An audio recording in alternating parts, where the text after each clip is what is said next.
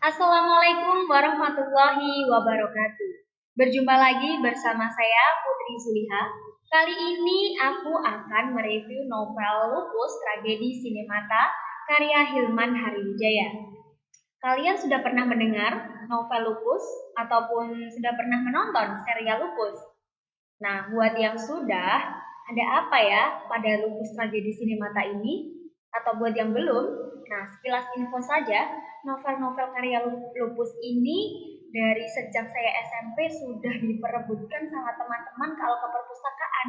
Semenarik apa itu? Mari kita simak bersama-sama. Novel ini diterbitkan pertama kali di Gramedia Pustaka Utama pada tahun 1987. Namun, yang saya review adalah cetakan ke-12 pada September 2022. Tokoh dalam novel ini yang pertama ada Lupus, si tokoh utama yang sangat suka dengan permen karet. Lupus ini juga orang yang usil dan playboy. Selanjutnya, ada teman dari Lupus yang bernama Gusur, terlihat tambun karena dia suka sekali makan. Dia juga bercita-cita menjadi seorang pujangga, jadi bahasa kesehariannya itu mengandung istilah-istilah dikau, engkau, begitu. Kemudian ada teman Lupus lain, yaitu Boim, si hitam keriting yang sering kali ditolak oleh cewek. Dan selanjutnya ada Lulu, adik dari Lupus yang seringkali mendapat usilan dari Lupus ataupun sebaliknya. Yuk kita simak ceritanya. Cerita ini bermula dari siswa baru di kelas Lupus yang bernama Denny. Siswa ini merasa tertekan kalau nanti saya di kelas terus dibully sama teman-teman baru, gimana ya? Nah, ketika masuk kelas ternyata memang benar karena Lupus dan teman-temannya ini usil. Namun, karena dia ternyata siswa yang pintar dan dia mau menyonteki teman-temannya ketika ulangan, dia pun disukai, tidak lagi dibully. Beralih dari sekolah, kita ke kamar Boim. Diceritakan Boim sedang menulis surat cinta di kamarnya yang sangat berantakan dan kotor ya. Nah, ketika itu Gusur tiba-tiba datang untuk meminjam kamar Boim. Dia ingin mencari inspirasi dalam menulis puisinya. Nah, sebenarnya Boim gak mau karena dia sedang menulis surat gitu kan. Tapi karena Gusur terus mendesak, akhirnya dipinjami selama 5 menit. Setelah 5 menit, Boim pun kembali mengusir Gusur. Setelah diusir, baru saja dia hendak tidur dan melepas bajunya karena gerah, Lupus tiba-tiba datang. Si Boim pura-pura udah tidur gitu, tapi Lupus langsung bilang kayak, wih ada uang nih. Nah, karena mendengar kata uang, si Boim langsung terbangun dan dia malah meminta hutang kepada Lupus. Lupus pun akhirnya menghutangi dengan berbagai macam cara, tapi akhirnya dia mendapatkan hutangan dari si Poppy, mantan dari Lupus. Kemudian, cerita selanjutnya, Lupus sedang menemani mamanya berbelanja. Namun saat itu dia malah menjumpai adiknya, Lulu, berkencan bersama Boim. Si Lupus pun kesal. Wah, ternyata aku susah-susah mencari hutangan itu buat kencan sama adikku. Nah, Lupus pun kesal sama Boim dan besoknya dia memarahi Boim.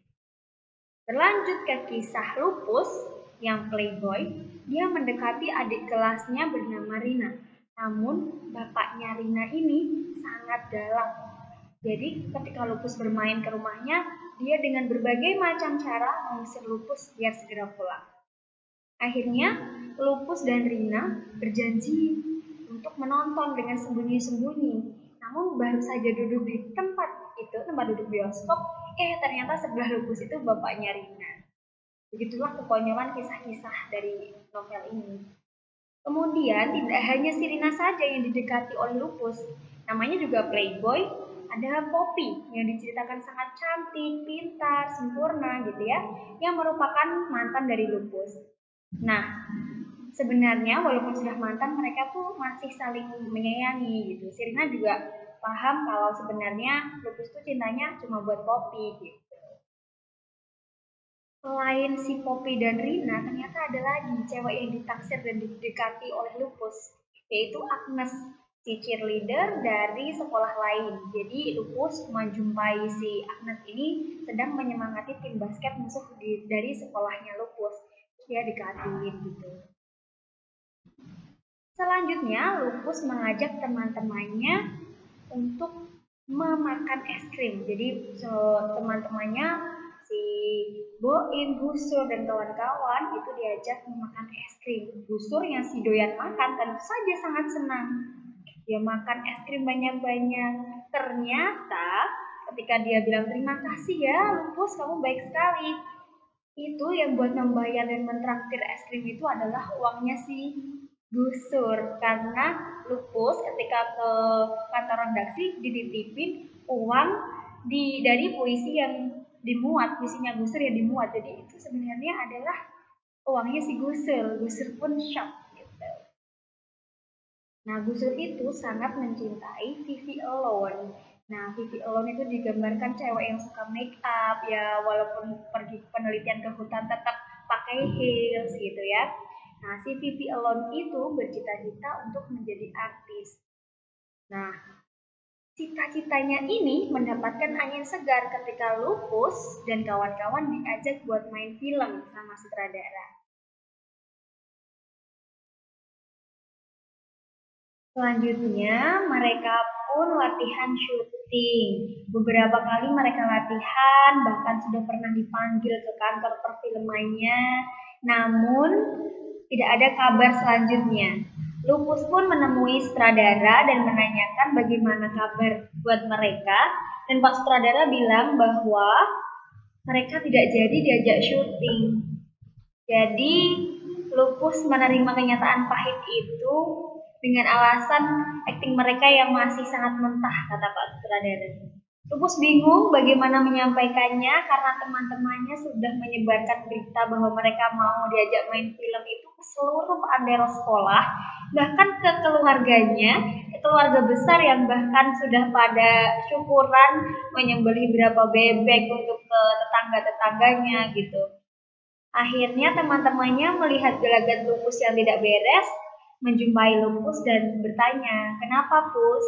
Akhirnya Lupus memberanikan diri, bilang ke teman-temannya bahwa mereka tidak jadi diajak syuting. Dan Lupus secara dewasa menyemangati mereka untuk kembali menjalani hidup gitu ya. Maksudnya jangan terlalu jatuh dengan masalah yang sekarang karena masih ada kesempatan selanjutnya dan kejadian tragedi ini dijadikan pelajaran. Nah, pelajaran yang dapat diambil dari novel ini selain yang tadi ya terakhir yaitu tragedi sinemata, jangan terlalu mengumbar kebahagiaan yang belum pasti. Jadi kalau sudah terlalu berkoar-koar, malah nggak jadi, itu kan di orang nanti ngomongnya bagaimana. Setelah itu jangan suka berhutang seperti Gusur dan Boim. Terus rakus itu tidak baik kayak Gusur yang sudah makan es krim banyak-banyak, ternyata itu uangnya sendiri buat traktir teman-temannya juga. Nah, dia juga pernah sakit perut gara-gara dia memakan jebakan Lupus buat si Lulu. Di kulkasnya Lupus tuh ada coklat, dia ambil, dia makan, padahal itu bukan coklat. Terus, hapuskan perundungan dari sekolah, biar tidak ada Denny selanjutnya. Tidak ada siswa baru atau siswa lama yang terbuli dan merasa tertekan di sekolah ataupun dimanapun, karena perundungan itu memang tidak baik. Nah, buat novel ini saya beri 9/10 untuk kita nostalgia dengan cerita Lupus yang kocak dan mengenang lah ya bacaan pada masa dulu gitu. Namun buat isinya saya hanya memberi 8/10 karena dari subjudul yang satu ke subjudul selanjutnya itu kayak patah-patah gitu. Jadi abis dari sekolah terus ke kamar Boim, terus pindah ke Lupus, pindah ke Gusur. Jadi hal itu saya beri nilai 8/10. Untuk kalian yang sudah baca, boleh dikasih komentar, sanggahan atau apapun, kita berdiskusi di kolom komentar bawah ini. Dan yang belum baca, silahkan dibaca, atau yang mau menonton filmnya dulu boleh silahkan. Nah, sampai jumpa kembali bersama saya di kesempatan selanjutnya.